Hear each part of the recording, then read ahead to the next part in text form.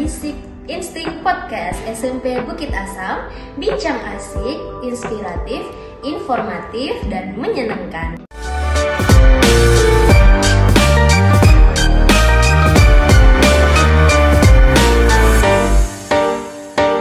Sudah lama rasanya tidak berjumpa. Kali ini saya, Miss Vika, selaku MC yang akan ada hadir di podcast kali ini. Dan telah hadir bersama kita di sini our social education teacher, Miss Citra Anggraini, MPD. Say hi. Okay, welcome Miss. Welcome to our podcast. Yes, thank you. How are you, Miss Citra? Luar biasa, baik. How about you? Everything is under control. Thank you. Okay. Miss Citra ini salah satu guru di SMP Bukit Asam. Beliau ini juga merupakan salah satu guru penggerak yang ada di SMP Bukit Asam, dan juga tentunya guru penggerak yang ada di Kabupaten Muara Enim, khususnya di sekolah kita, Miss ya. Nah, sebenarnya tuh saya cukup penasaran, Miss, apalagi guru penggerak ini tuh sangat bergengsi gitu loh, Miss, dan tidak sembarang orang bisa masuk ke guru penggerak. Boleh cerita, Miss, apa sih sebenarnya guru penggerak itu, Miss? Oke, thank you Miss Vika untuk pertanyaannya. Jadi tadi Miss Vika tanya apa sih itu guru penggerak? Guru penggerak itu adalah sebuah program sebenarnya yang untuk mengupgrade kemampuan guru-guru yang ada di Kabupaten Muara Enim khususnya, supaya bisa lebih fokus dalam mengembangkan diri, supaya nanti bisa menjadi pemimpin pembelajaran yang bisa berpusat ke siswa. Jadi kan sebenarnya kalau menurut pemikiran Ki Hajar Dewantara bahwa untuk kurikulum Merdeka sekarang ini kita lebih berfokus ke pembelajaran yang berpusat ke siswa. Jadi itu sebenarnya goalnya, supaya nanti juga bisa di-sharekan ke teman-teman yang di sekolah seperti apa yang sudah dipelajari, jadi bisa belajar sama-sama dan bisa mengupgrade diri sama-sama. Jadi itu. Oh, jadi seperti itu ya, Miss ya, guru penggerak itu. Jadi sangat salah satu program dari Kemdikbud yang dikeluarkan oleh Mas Nadiem Makarim itu sangat-sangat punya misi dan misi tertentu, misi tersendiri ya, terkhusus tentunya ya. Nah, apa sih, Miss, apakah guru penggerak itu muncul dengan berbarengan perubahan kurikulum Merdeka saat ini? Oke, guru penggerak ini sebenarnya adalah salah satu program yang memang dikeluarkan oleh Mas Nadiem. Seperti yang kita ketahui, kita pada saat itu mengalami pandemi, dan banyak yang bilang setelah pandemi ini ada yang namanya lost learning. Jadi ini adalah salah satu bentuk terobosan yang dilakukan oleh Pak Menteri yang disebut dengan program prioritas pendidikan melalui program Indonesia Pintar. Ini dikeluarkan di tahun 2021. Banyak sih programnya, ada digitalisasi sekolah, kemudian sekolah penggerak, guru penggerak, kemudian peningkatan kualitas kurikulum yang kita ketahui bahwa sekarang itu kita pakai kurikulum Merdeka, yang sebenarnya ini adalah kurikulum Merdeka ini adalah pemikiran KHD yang sebenarnya sudah lama kita tahu, cuman sekarang ini kembali kita diingatkan bahwa pembelajaran itu sebaiknya berpusat ke siswa sesuai dengan kodrat alam dan kodrat zamannya. Jadi yang namanya kurikulum itu kan harus berubah sesuai zaman, guys. Jadi seperti itu. Oke, berarti guru penggerak itu juga bukan muncul ya, tapi memang berangkat lagi dari filosofinya Ki Hajar Dewantara. Nah, Miss, untuk menjadi guru penggerak ini saya juga cukup dengar ada beberapa tahapan-tahapan seleksi yang harus diikuti. Gimana sih, Miss, proses menjadi guru penggerak? Prosesnya seperti apa? Seleksi yang dilakukan itu apa saja? Boleh Miss ceritakan pengalaman Miss Citra ketika mengikuti proses seleksi menjadi guru penggerak? Oke, baik. Seleksi ya, Miss ya. Jadi pada saat saya waktu itu mengikuti seleksi, yang pertama itu ada seleksi esai namanya. Jadi di situ tuh kita ngisi pertanyaan-pertanyaan dalam bentuk tulisan yang dijelaskan. Di situ ditanya apa motivasinya mengikuti guru penggerak, kemudian apa sih yang sudah dilakukan selama menjadi guru guru, kemudian tantangannya seperti apa, strategi apa yang dilakukan. Banyak, jadi saya sempat beberapa hari itu ngisi esai sampai selesai. Kemudian setelah itu nanti diseleksi, nanti ada pengumuman yang menyatakan kita lolos di seleksi tahap 1. Nah, masuk ke seleksi tahap kedua. Tahap kedua ini ada yang namanya micro teaching. Micro teaching itu kita disuruh bener-bener simulasi ngajar yang di dalamnya lengkap nih, ada pembukaan, inti sama penutup sama kayak kita ngajar. Cuma memang dibuat waktunya lebih singkat. Setelah micro teaching ada seleksi wawancara. Nah, ini saya waktu itu kalau nggak salah di wawancara selama 2 jam melalui online, ya melalui online. Di situ yang ditanya itu sebenarnya terkait dengan esai yang sudah kita isi, jadi itu lebih diceritakan seperti apa, misalnya apa program yang sudah dijalankan, terus seperti apa kendalanya, setelah ada kendala itu mungkin ada strategi apa yang bisa dilakukan. Pokoknya semua di-sharingkan di situ di wawancara. Selain itu ditanyakan juga nanti kira-kira gimana kalau misalnya diterima di guru penggerak atau seperti apa. Banyak deh pas waktu wawancara. Nah, setelah itu akhirnya dinyatakan lulus 2 tahap tadi, baru bisa ikut pelatihan selama 6 bulan. Dan untuk informasi Miss Vika, sekarang sebenarnya saya masih CGP nih kan, calon guru penggerak. Alhamdulillah sudah hampir 6 bulan ini ikut pelatihan, dan sebentar lagi Loka 6, Juli insya Allah panen karya di Loka 7. Semoga lancar, doakan ya Miss ya. Iya Miss, semoga ya, kita doakan proses Miss Citra ini dilancarkan sampai akhir, sampai dinobatkan menjadi guru penggerak gitu ya Miss ya, betul? Iya, ternyata tuh dalam prosesnya mulai dari masuk ke CGP, ada yang namanya membuat esai, kemudian wawancara, kemudian mengikuti pelatihan, itu belum dikatakan menjadi seorang guru penggerak ya. Masih CGP. Saya kira CGP itu tuh ketika masuk di seleksinya, ternyata belum. Ternyata sangat panjang untuk mendapatkan predikat sebagai guru penggerak. Luar biasa. Nah, gini, ada satu pertanyaan lagi nih Miss, bukan satu sih, masih ada beberapa. Cuman ini, guru penggerak ini kan juga erat kaitannya dengan kurikulum Merdeka. Ditambah SMP kita, SMP Bukit Asam ini 1 tahun ini sudah mulai mencoba untuk menerapkan kurikulum Merdeka. Apakah ada kaitannya dengan pengalaman di guru penggerak dengan penerapan di kurikulum Merdeka ini, Miss? Dari Miss pribadi.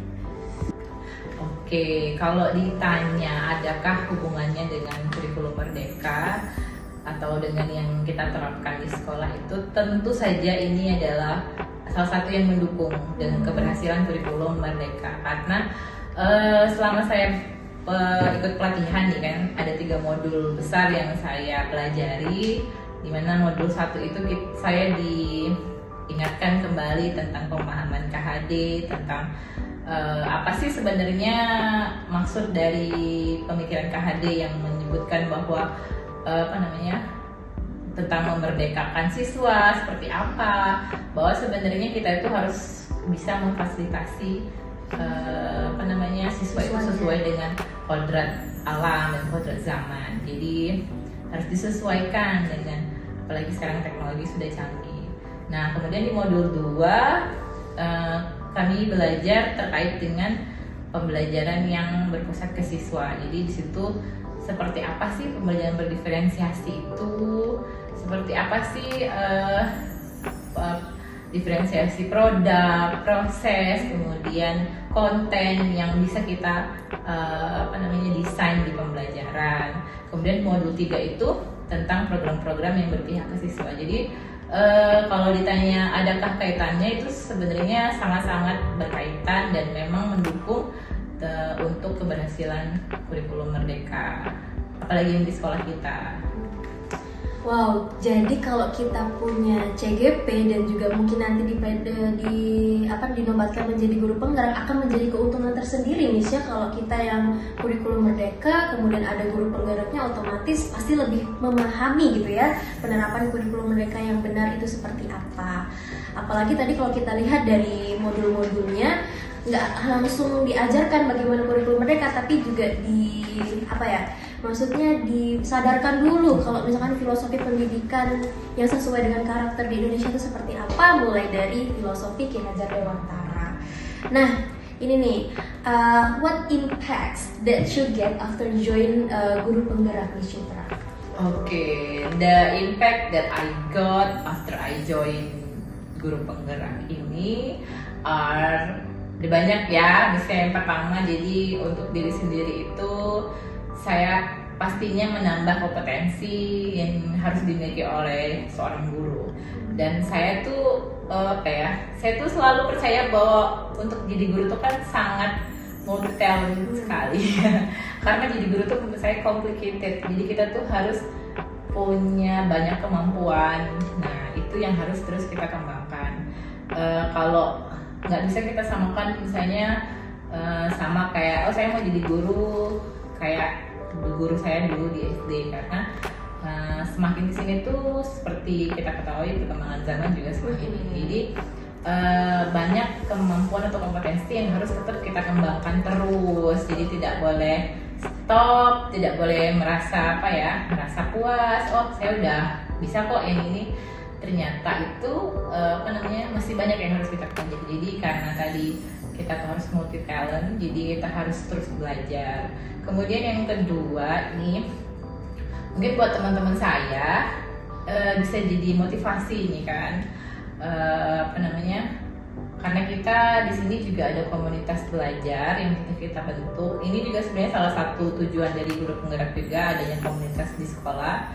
Nanti di situ sebagai wadah kita buat sharing apapun yang misalnya sudah saya dapat dari guru penggerak, nanti bisa saya sharingkan ke teman-teman, nanti teman-teman bisa mengaplikasikannya. Jadi kita belajar sama-sama, jadi semoga jadi motivasi dan jadi new insight buat teman-teman. Nah, sekarang saya coba tanya nih ke Miss Tika nih, kan sebagai teman saya, kira-kira apa yang Miss Tika sudah dapat? Oke, kok jadi malah balik ke saya ya? Oke, kalau dari saya pribadi, maksudnya mewakili teman-teman rekan sejawat, rekan sejawat yang ada di sini, sangat berpengaruh sih, Miss.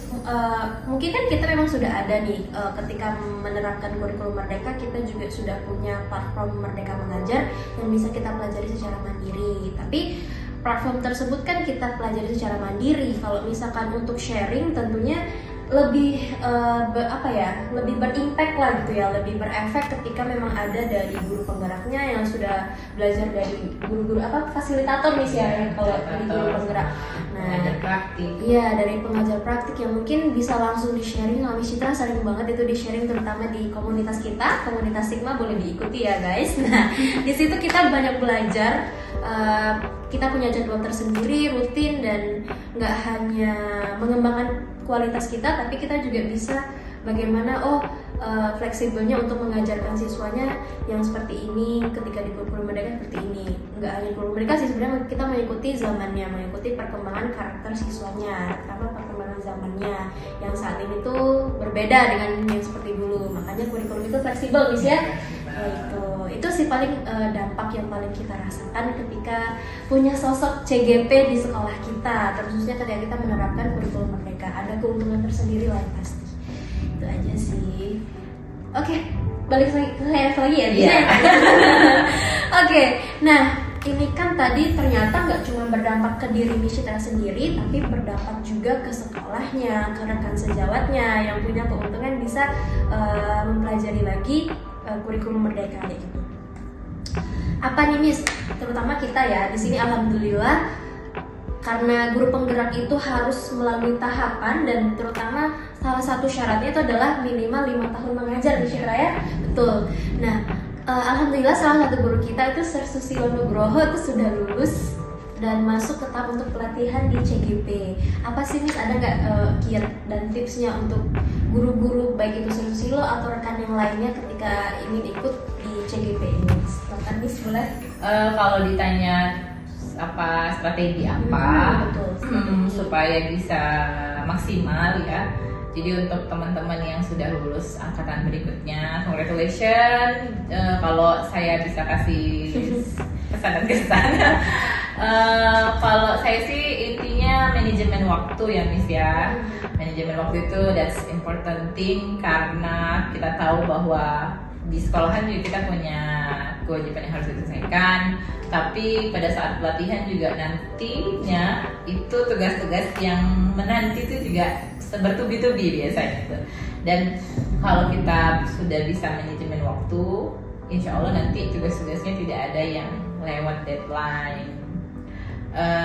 Sebenarnya tetap semangat. Kalau saya di awal tuh kekuatan penuh, nah waktu pas di tengah itu sudah mulai agak jadi ternyata ini ya menyita waktu dan lain hal. Jadi sebenarnya tetap semangat sampai akhir apapun kondisinya. Terus untuk yang belum belum ikut seleksi karena mungkin terkendala masa kerja atau seperti apa, it's okay. Jadi kita sebenarnya bisa mulai belajar dari banyak hal. Tadi Miss Pika bilang dari PMM itu sebenarnya tidak jauh beda. Di situ juga ada aksi nyata. Kalau di LMS yang kami ikuti pelatihan juga ada aksi nyata yang harus kita tuntaskan. Cuman intinya jangan pantang menyerah. Walaupun belum dapat kesempatan CGP pun, kita juga masih bisa sharing tadi misalnya di komunitas sekolah kita, kemudian di PMM. Insya Allah apa yang didapat tuh nggak ini kok sama kok nanti sama yang di program pelatihan CGP. Jadi nanti kalau sudah masa waktunya sudah siap dan sudah siap ikut CGP juga nanti sebenarnya sudah lebih siap dibandingkan di saya waktu itu misalnya. Mungkin itu. Wow, itu tadi ya ternyata beberapa strategi atau tips dari Miss Citra yang sudah di hampir penghujung dan akan menjadi seorang guru penggerak. Finalnya gitu ya. Nah, itu tadi tipsnya kepada guru-guru yang akan mengikuti guru penggerak atau terutama guru-guru yang belum juga. Nah, mungkin itu sih terkait dengan guru penggerak. Ternyata sangat bagus sekali programnya dan tentunya tidak hanya program yang bagus tapi bisa juga berdampak kepada pendidikan yang ada di Indonesia, terutama untuk memajukan anak-anak bangsa kita gitu. Well, maybe it's the end our podcast today. So thank you very much Miss Citra for coming in our podcast. Thank you for your time. And see you on next episode. Basic Instinct, talk more, listen and get more. Wassalamualaikum warahmatullahi wabarakatuh. Waalaikumsalam.